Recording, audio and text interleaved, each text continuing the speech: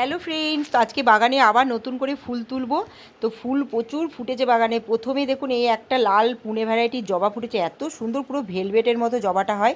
তারপরে এই গাছটা যে কতগুলো ফুল ফুটেছে, আজকে বৃষ্টি হয়েছে তো বৃষ্টিতে কিন্তু জবা গাছে আজকে তাই জন্য প্রচুর পরিমাণে ফুল ফুটেছে।